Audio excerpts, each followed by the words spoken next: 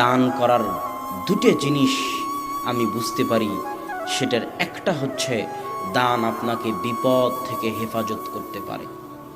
দান আপনাকে দুনিয়াবি, পরকালীন, ইহকালীন, আসমানি, জমিনি যে কোনো বালায় মুসিবত থেকে হেফাজত করার রক্ষা কবচ হচ্ছে দান।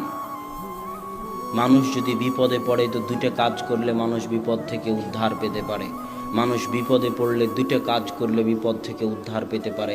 এক, বিপদে পড়া মাত্র অত ডিসি, ওসি, মিনিস্টার, ডাক্তার, আপনার ছেলে অ্যাক্সিডেন্ট করেছে, আপনি মোবাইল ফেলে দিয়ে দৌড়াচ্ছেন ডাক্তারের কাছে, অত তাড়াহুড়ার প্রয়োজন নাই। ডাক্তার আপনার কিছু করতে পারবে না, ডিসি, ওসি আপনার কিছু করতে পারবে না। বিপদে পড়া মাত্র আগে কাকে জানাতে হবে যে আমি বিপদে পড়েছি? আল্লাহকে জানাতে হবে। তারপরে আল্লাহ যখন সারা দুনিয়া ঠিক করে দিবেন তখন সারা দুনিয়া এমনি ঠিক হয়ে যাবে। ইন্নাল্লাহা আলা কুল্লি শাইইন কাদির, আল্লাহ হচ্ছেন সকল কিছুর উপর ক্ষমতাবান।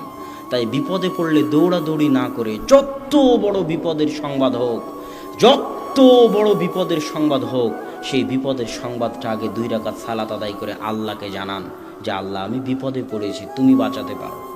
তারপরে মানুষের কাছে যান, তার আগে নয়। 2, আল্লাহর রাস্তায় দান করেন, আল্লাহর রাস্তায় সাদকা করেন। যদি সালাত আদায় করে আল্লাহকে বলতে পারেন আল্লাহ